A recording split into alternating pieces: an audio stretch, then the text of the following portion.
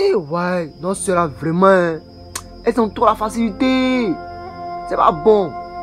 Car quelques mois en arrière, mon gars, il te parle. J'ai un jeune qui a déjà sa copine. Quand on a retrouvé son corps là, il n'y avait plus ses seins, ou plus son pétou.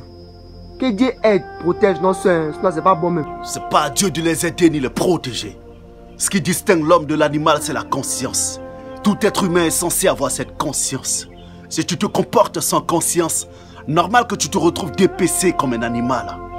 À force de vouloir d'un bonheur sans souffrance, elle s'est retrouvée dépécée et écorchée, sans ses organes génitaux, pour un bonheur dont elle jouissait, pour lequel une autre s'est vue se faire sacrifier. Et ce serait ainsi tant qu'elles n'arrêteront pas de se comporter comme des êtres vivants sans conscience. Et puis voilà, la jeune fille Alessandra là, celle de Gabon là, qui s'est fait tuer au Canada là, on ne sait même pas ce qui s'est passé. Alexandra fait partie de ces personnes qui méritent qu'on leur souhaite de reposer en paix. Et celle de Côte d'Ivoire qui s'est fait tuer par son gars là. Change de sujet. Et il paraît que moi qui fait comédie des grands-mères là, il paraît qu'on a empoisonné. Les gens meurent seulement. Moi, je ne comprends pas. Ça fait peur, hein? Arafat est mort dans la fleur de l'âge. Je ne vois aucun autre décès qui va me choquer. Il n'y a pas plus dangereux qu'un maquis. Je préfère même un champ de bataille à un maquis. Au moins sur un champ de bataille, tu reconnais tes ennemis. Dans un maquis, tu n'arrives jamais à distinguer tes ennemis de tes vrais amis. Mais quel est le rapport? C'est toujours autour d'une table, remplie de nourriture, de champagne et d'alcool que ce genre de truc arrive. La plupart de tous ceux, celles qui ont été empoisonnés, a toujours été dans ce genre de circonstances-là, et par des personnes qu'ils ont toujours considérées comme des frères et sœurs d'une autre mère. Je ne sais pas, mais j'ai jamais aimé la compagnie des célébrités, jamais. Voilà pourquoi je suis toujours dans mon coin. Leur monde est trop bizarre et dangereux. Tu ne sais pas ce que la plupart sont prêts à faire pour la gloire, et souvent se créent trop d'ennemis à cause du succès qu'ils ont. Voilà pourquoi tout ce qui est popularité, j'aime pas.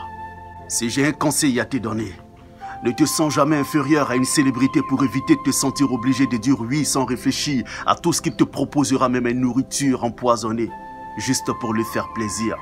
Jamais. J'espère que ça va servir de leçon à tous ceux qui adorent fêter cette date qui rapproche chacun de sa mort. Parle mon frère, parle mon frère.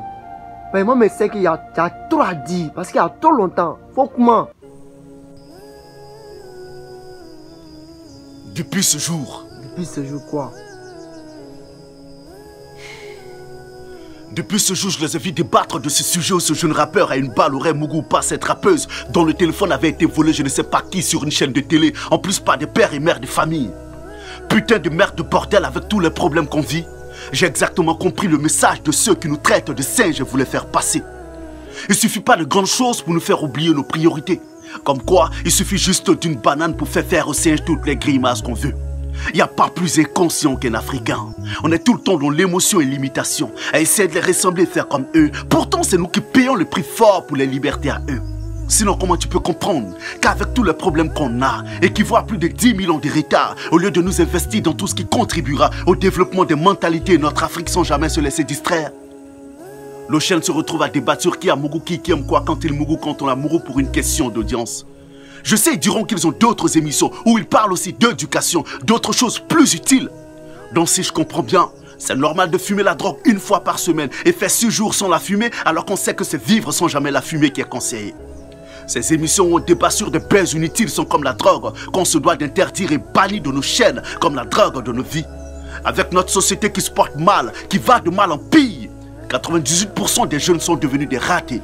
L'heure est grave. Pensez à combattre cette pandémie où il y a de moins en moins de jeunes conscients. Sinon l'avenir de l'Afrique ne restera pas que douteuse, mais pire. Et ce serait de la faute de vous qui êtes censés être des modèles. Et c'est nous qui sommes toujours fiers d'être africains. Mais on n'a rien avec lequel s'affirmer avec fierté. Big respect à tous ceux comme nous qui essayent de contribuer à la survie de cette société envahie de médiocrité et tout ce qui va avec.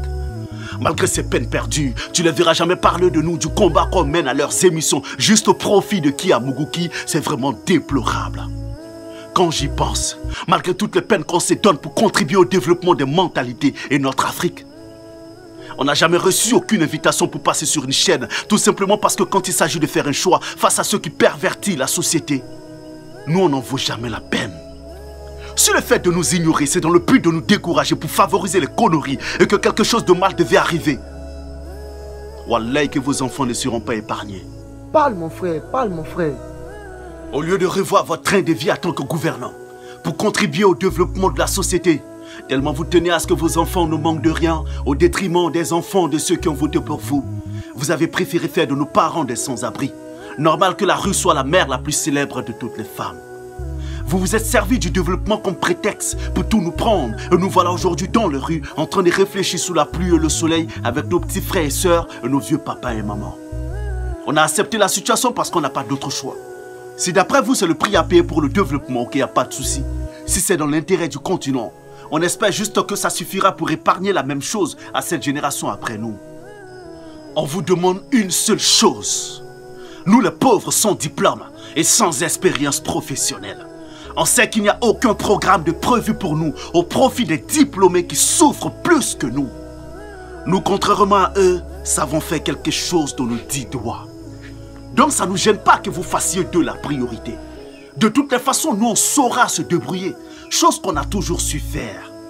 Mais le truc est que vous nous avez presque tout pris à part l'air qu'on respire. On a juste une doléance. On ne vous demande pas grand chose et on n'attend rien de vous. On veut juste continuer à pouvoir prendre soin de nous-mêmes pour éviter d'être des charges sociales. Laissez-nous aller normalement à nos occupations. On ne veut pas avoir l'impression de vendre de la drogue quand on sort pour aller grouiller légalement. On ne veut pas avoir l'impression d'être des voleurs quand on sort pour aller travailler pour gagner notre vie à la sueur du front. Si vous voyez ces agents municipaux nous brutaliser, putain, même les animaux ont des droits. Nous, on fait partie de cette génération, même contre des millions. Jamais on n'accepterait de se rendre en Europe sur la mer, jamais. Pas parce qu'on est contre la clandestinité, pas parce qu'on a peur des risques, pas parce qu'on a peur de mourir, non. Mais parce qu'on a décidé de rester pour contribuer aussi au développement de l'Afrique à notre manière. Si on part tous, à qui vous croyez qu'elle appartiendra à l'avenir avec ces colons qui sont prêts à tout? On a décidé de rester pour contribuer au développement de l'Afrique, bien qu'on n'ait pas eu la chance d'aller loin à l'école. Bien qu'on soit sans diplôme et sans expérience professionnelle. On ne veut pas la quitter en essayant de fuir certaines difficultés au risque d'aller être confronté à bien pire. On ne veut pas se retrouver en train de se plaindre d'autres gouvernants d'autres pays en leurs exigences qu'on n'a jamais reçues de nos propres gouvernants. Ça ferait un peu honte. Et la vie est devenue dure. Non, la vie est devenue dure. On ne sait même plus quoi faire. Quel que soit ce qu'on va faire là, on nous empêche. Moi, mais je ne comprends pas. Ah! Ou bien on les voler ou bien. Bon, c'est peut-être une mise en scène. Ah, Joe! Quelle mise en scène? Ça avait été, hein? Moi, mais j'étais victime de ça. C'est Didi. Mais qu'est-ce que tu veux que je dise? Je me dis que c'est peut-être une mise en scène pour nous obliger à apprécier la liberté qu'on avait de circuler au lieu de se plaindre de la cherté de la vie. Donc, à mon avis, ils font exprès de serrer sur nous, de sorte à ce qu'on ignore la cherté de la vie pour désirer qu'une seule chose, cette liberté de circuler pour aller chercher notre pain. Et si le jour nous restituerons cette liberté, on l'apprécierait à un point que la cherté de la vie dont on se plaint nous dise plus rien. Selon Wallahi, j'ai beau analyser, je ne sais pas pourquoi s'en prendre avec tant d'énergie aux civils qui se débrouillent légalement, alors qu'ils ont connaissance de l'existence de tous les fous-mois qui existent dans le pays, où ils y mettent jamais les pieds. De nos jours, la loi ne dépend plus de ce qui est écrit, mais des humeurs de ce soi-disant représentants qui font ce qu'ils veulent, jamais dans le respect de la loi et nos droits. Ce qu'ils vont te faire croire en usant de leur pouvoir, c'est ce qui est ça. On n'a malheureusement aucune notion de nos droits parce qu'on n'aime pas lire. Même face à l'injustice, il nous arrive de croire qu'on a tort quand on se retrouve face à un représentant de la loi. On est effrayé et c'est pardon qui sort de notre bouche, même quand il nous dit simplement bonjour. Parce qu'on ne sait pas que dans la loi, ils ont plus de devoirs envers nous les civils que des droits. Et nous, on a des droits qu'ils se doivent de respecter. Ils sont là pour nous protéger et non pour nous créer des problèmes. Quand malgré tout le privilège que tu as en tant qu'artiste, tu décides quand même de risquer ta carrière pour défendre un peuple estimé à plus de 20 millions d'habitants à travers un titre en plus clippé et que le clip même en 24 heures n'atteint pas 100 000 vues, c'est là que tu réalises que le problème n'est pas ce que tu attaques pour défendre le peuple, mais le peuple lui-même. Bon, comme c'est une histoire de chacun venu jouer son rôle pour partir là, c'est ça aussi. Sinon le peuple du pays dont je parle vaut pas la peine d'être défendu à force de payer. Pour une histoire de chemin de fer.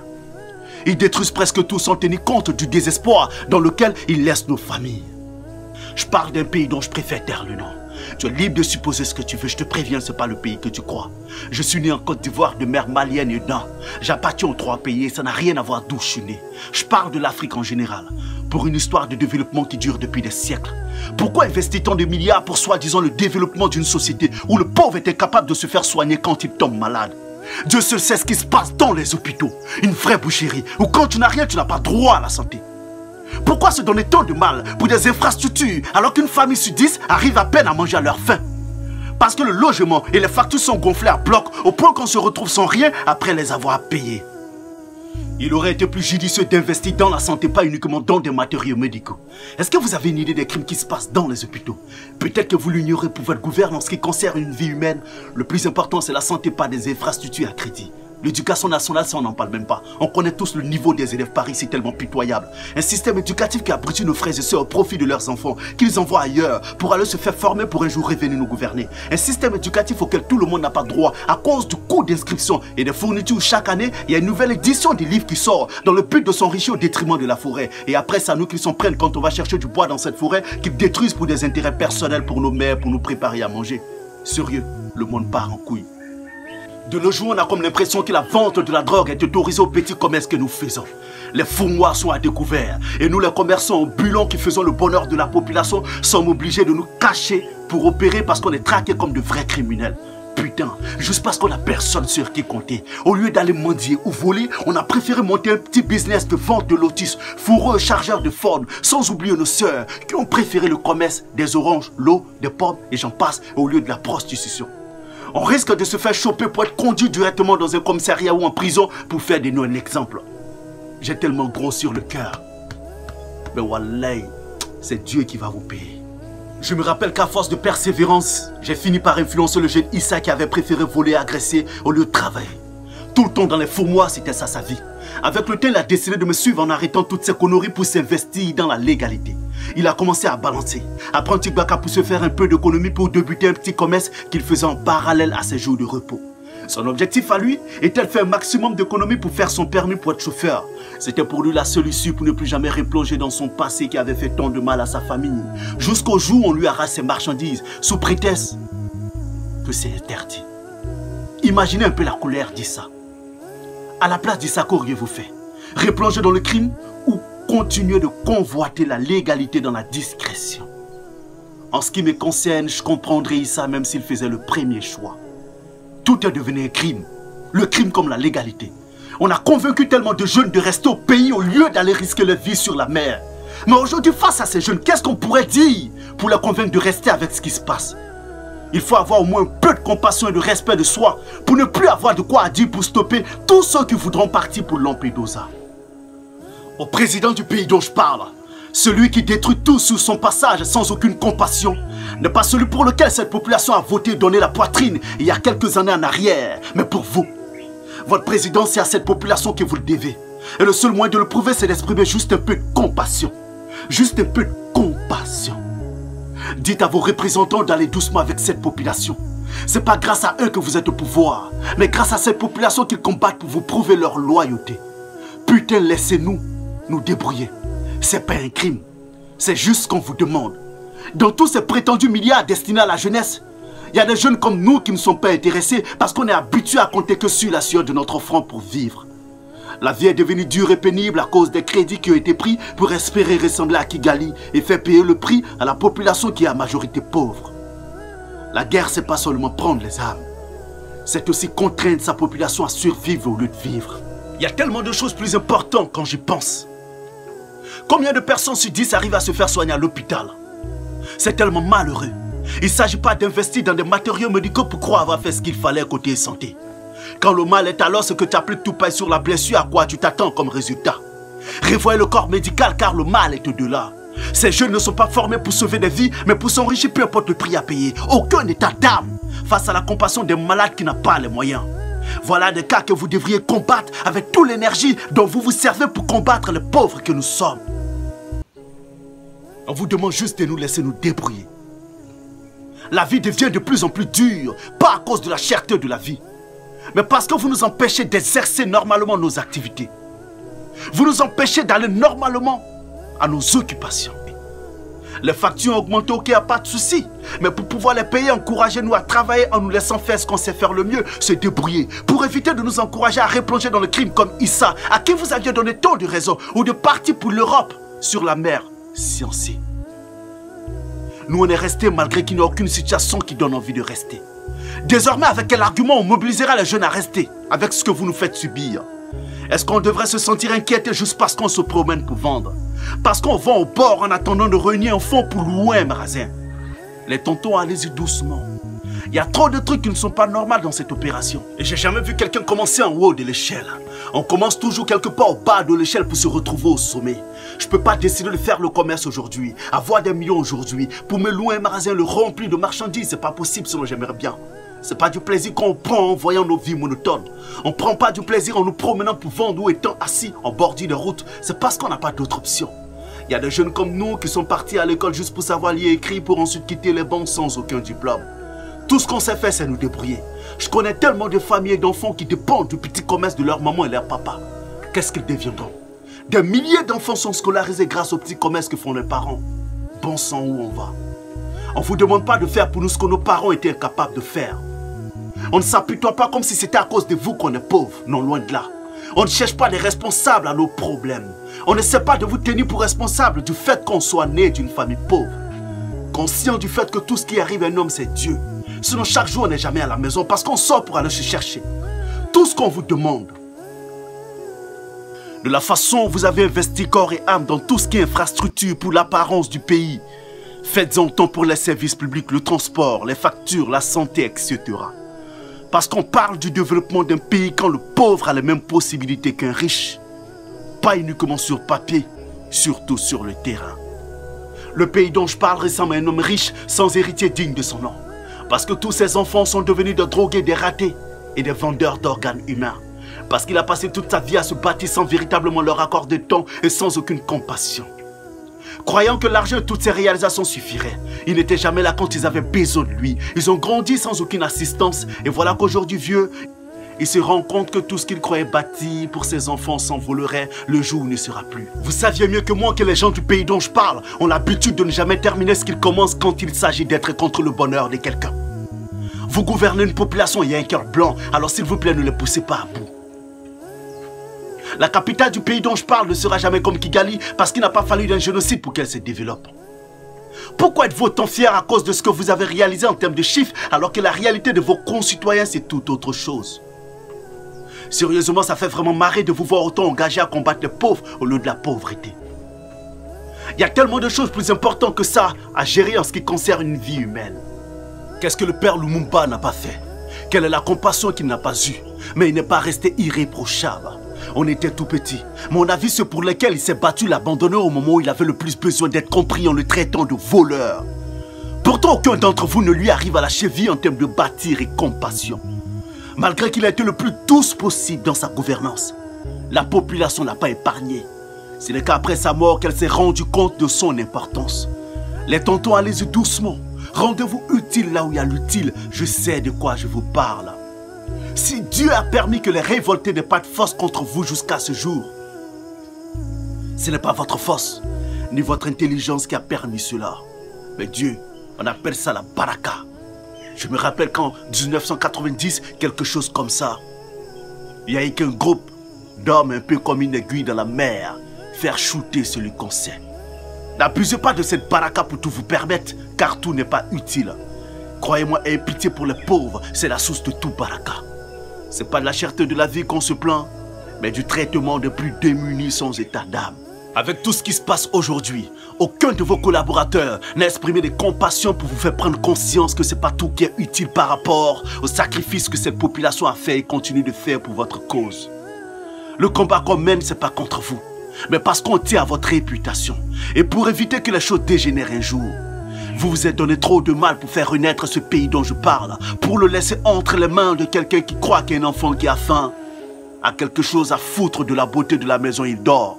Qu'on laisse-les se plaindre. Quand on va finir de tout casser pour embellir la ville, c'est les mêmes qui vont apprécier putain. C'est là que j'ai compris que l'intelligence peut être aussi un défaut. Un dernier point essentiel. J'aimerais savoir, Est-ce que ces artistes zouglous conforment pour devenir des corps habillés? Parce que chanter, ils savent mieux faire ça que ce pourquoi ils ont été formés. Aucune discipline. Ma préoccupation, est-ce qu'il est normal, durant leur course d'endurance, de brutaliser les civils avec des coups de fouet à la main, juste pour qu'on les cède le passage? Sont-ils formés pour venir montrer de quoi ils sont capables aux civils? Des civils sans défense qu'ils sont censés protéger? La dernière fois, j'ai été témoin d'un fait. Je les ai vus évanouir un apprenti Gbaka avec un coup de fouet. Ils sont partis pour le laisser. Parce que le Gbaka avait garé pour descendre simplement un client. C'était tellement violent que le chauffeur du Gbaka s'est enfui. Je me rappelle avoir été une fois aussi victime de leur brutalité en revenant de la ville. Si à la suite de tout ça, j'ai rien eu de grave, vous aurez votre vidéo de décembre. Dans le cas contraire, priez pour moi. C'est bientôt les élections. J'espère que vous avez pris le soin d'aller vous faire enrôler.